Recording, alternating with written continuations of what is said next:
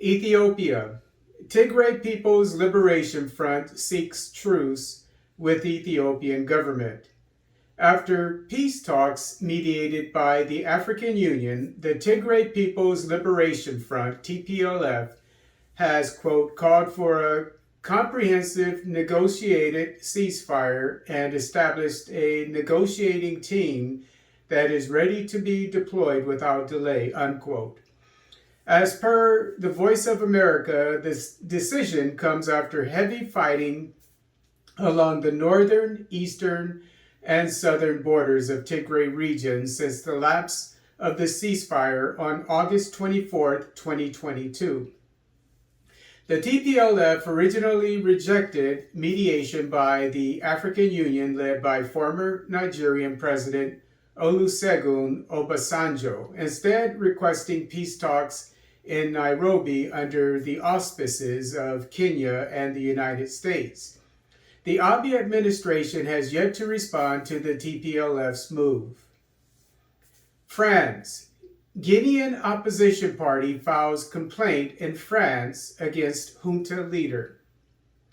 Guinean opposition party, the National Front for the Defense of the Constitution, FNDC, has filed a complaint with the French court against interim president of Guinea, Mamadi Doumbouya, for, quote, complicity in torture and voluntary homicides, unquote. As reported by Actu Cameroon, the FNDC has asked the French government to open an investigation on Doumbouya because of what it perceives as an absence of, quote, any credible prospect of prosecution against the military junta in Guinea and the absence of independent national courts, unquote. Doumbouya was a French legionnaire before repatriating to Guinea to lead the Special Forces group of ex-President Alpha Condé. The Guinean junta dissolved the FNDC in August, citing alleged violence and threats to national unity and peace. Africa. Africa not receiving a fair share of the environment-saving carbon market. African nations should receive their fair share of the carbon market, which pays property owners for planting trees, which absorb carbon dioxide. As reported by AP, the going prices for a carbon credit from this environment-saving scheme is $80 to $90 per ton of carbon dioxide in Europe, $140 in the United States, while Africa earns only $10. A carbon credit is equal to a ton of greenhouse gas. Africa should be specially poised to take advantage of the carbon market as the continent has 674 million hectares of forest covering 22.7% of its land, as per AP. The Cuvette Central peatlands in the Congo Basin alone can rid the earth of 30 billion tons of carbon, according to AP. Notwithstanding Africa's comparative advantage in the carbon market, the continent has yet to capitalize on this industry, as only 14% of global carbon credits went to Africa between 2002 and 2020, as specified by AP.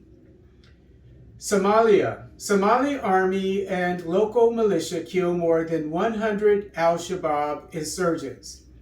With the support of the Mawisli local militia, the Somali National Army killed over 100 al-Shabaab fighters and liberated more than 20 villages in Galmudug, Hirshabelle, and Southwest states on Sunday. As stated by Guardian Nigeria, the terrorist group was using these villages as strongholds from which it launched attacks with explosives and suicide bombers throughout Somalia. Al-Shabaab kidnapped, killed, and destroyed private property in these communities. Burkina Faso. Burkina Faso military kills 12 insurgents, loses 2 soldiers while attacked. On Monday, September 12, 2022, the Du military detachment was attacked by insurgents. As per the FASO newspaper, 12 insurgents were killed by the BURKINA military, while 2 soldiers lost their lives defending the country. The military conducted a sweep of the area and recovered weapons. Nigeria's self-defense militia kills at least 9 insurgents in the north. At least 9 insurgents were killed by a self-defense militia in Katsina State in northern Nigeria. Armed men riding on motorcycles tried to enter a village but were met with superior firepower by a local self-defense militia. The firefight lasted for some time, but the insurgents were eventually routed by the militia. Since 2013, self-defense militias have been deputized by the Nigerian government to protect villages and support the military.